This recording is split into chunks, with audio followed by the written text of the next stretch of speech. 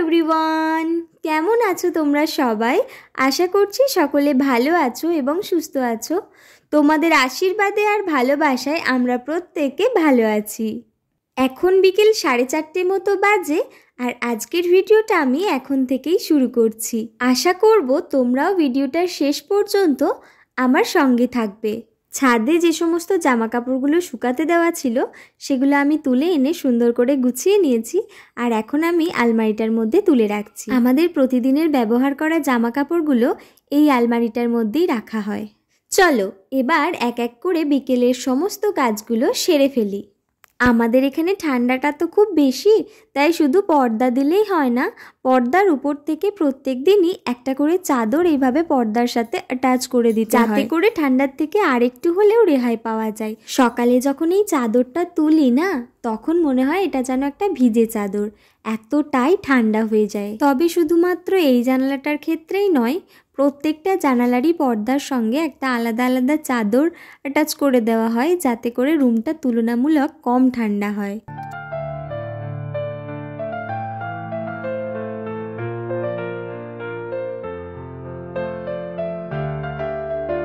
আমাদের বাড়িতে বিকেলের শুরুটা হয় এক কাপ চা দিয়ে, তাই আমি এখন সকলের জন্য চা বসালাম। যতক্ষণে চাটা ফুটতে থাকে ততক্ষণে আমি বাসনগুলো জায়গা মতো ঠিক করে তুলে রাখি। আমি না যখনকার বাসন তখন ধুয়ে নিতেই বেশি পছন্দ করি।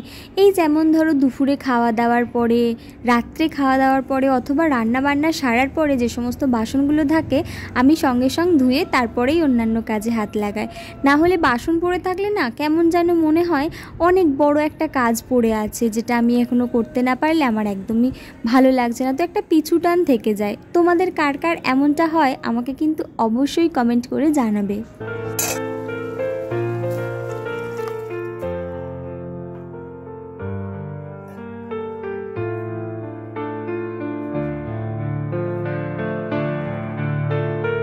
চা নিয়ে আমি এখন চলে এসেছি ছাদে।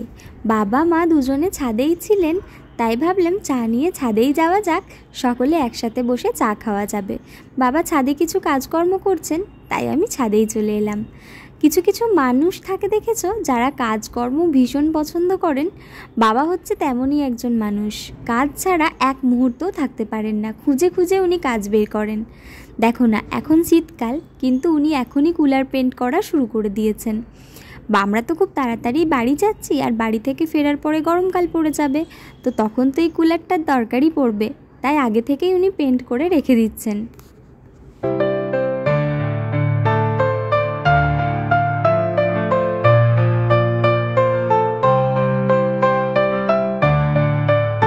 আমার প্রতিদিনের বিকেলটা ছাদেই কাটে, আর ইদানিংকালে আমি একটা রুটিনও সেট করে নিয়েছি।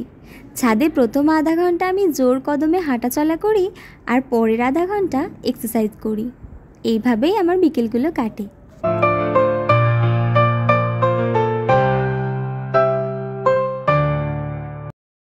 এমন ভরপুর শীতের সন্ধ্যায় বিয়েবাড়ি মানে একটা ভয়ঙ্কর ব্যাপার, আর ঠিক এই কারণেই আমি আর মা শুরু থেকেই বলে আসছিলাম আজ আমরা যাব না, কিন্তু বাবা তো নাছোড়বান্দা, আমাদের না নিয়ে তিনি কোনো মতেই যেতে রাজি নন, তাই এক প্রকার বাধ্য হয়েই আজকে আমাদের যেতে হচ্ছে।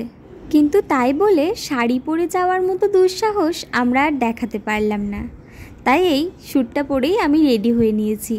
আর এদিকে বাবা মাও কিন্তু রেডি হয়ে গেছেন। আচ্ছা, আমাকে দেখে একদমই মনে হচ্ছে না না যে আমি কোনো ওয়েডিং পার্টিতে যাচ্ছি?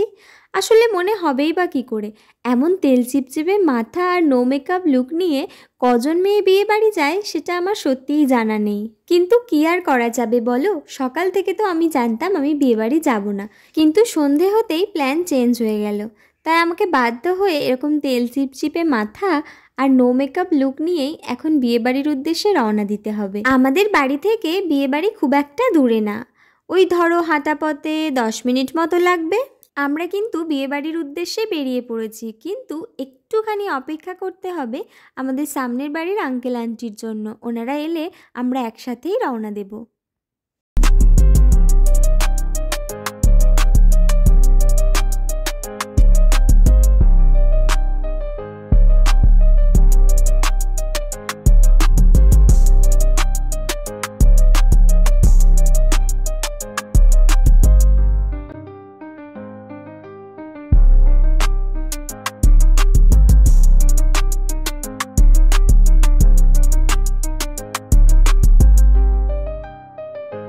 এখানকার বিয়েবাড়ির এই একটা জিনিস, এখানে বিয়েবাড়িতে আসার পর বোঝাই যায় না আমরা ঠিক কোথায় এসেছি। শুধুমাত্র খাওয়া দাওয়া ছাড়া আর কিছুই চোখে পড়ে না।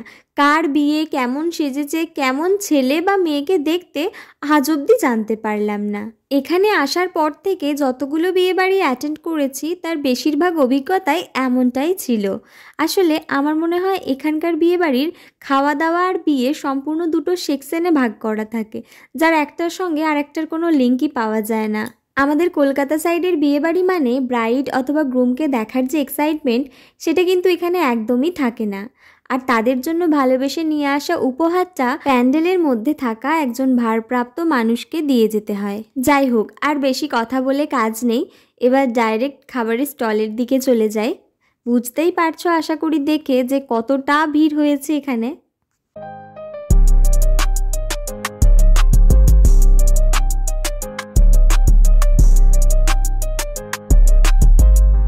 এখানে ফুচকা, চাউমিন, পাস্তা, ধোসা, দই বড়া থেকে শুরু করে বিভিন্ন রকমের স্টল ছিল, যার সবগুলো হয়তো বা আমরা ট্রাইও করে উঠতে পারিনি। আর মেন কোর্সে ছিল সম্পূর্ণ ভেজ আইটেম।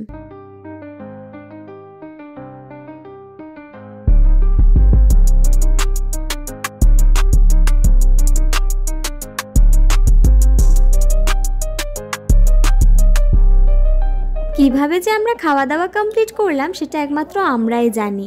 একজনের খাবারে অন্যজনের চুল একেবারে লেপ্টে যাচ্ছে, আর ছেলেদের জ্যাকেটের প্রত্যেকেই দেখছি অন্যজনের খাবারের এঁঠো লেগে। মানে কী হারে যে অবস্থা, এত ভিড় হয়েছে আর এমন বাজেভাবে সবার খাবার গায়ে লাগছে কি আর বলবো, যার কারণে তোমাদের সাথে সব কিছু খাবার দাবার ঠিকমতো শেয়ারও করতে পারলাম না।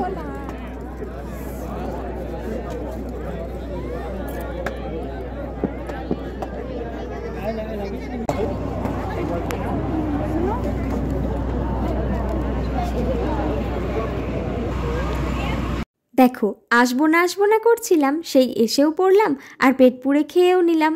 এখন আমরা বাড়ি যাচ্ছি। আর হ্যাঁ, ভিডিওটাও শেষ করতে চলেছি। আমার এই ভিডিওটা তাহলে এখানেই শেষ করছি। তোমাদের সঙ্গে আবারও খুব তাড়াতাড়ি দেখা হবে আমার পরবর্তী ভিডিওতে। ততক্ষণের জন্য সকলে ভালো থাকবে আর সুস্থ থাকবে, আর অবশ্যই সাবধানে থাকবে। আমার ভিডিওটা যদি তোমাদের ভালো লাগে তাহলে অবশ্যই কিন্তু একটা ছোট্ট লাইক আর কমেন্ট করে দিও, কারণ তোমাদের একটা ছোট্ট লাইক বা কমেন্ট আমাকে ভিডিও করার জন্য অনেকটা ইন্সপায়ার করে। তোমরা যারা আমার চ্যানেলে নতুন অথবা আমার ভিডিও দেখো কিন্তু আমার চ্যানেলটা এখনও সাবস্ক্রাইব করোনি, তারা প্লিজ আমার চ্যানেলটা সাবস্ক্রাইব করে নাও। টাটা।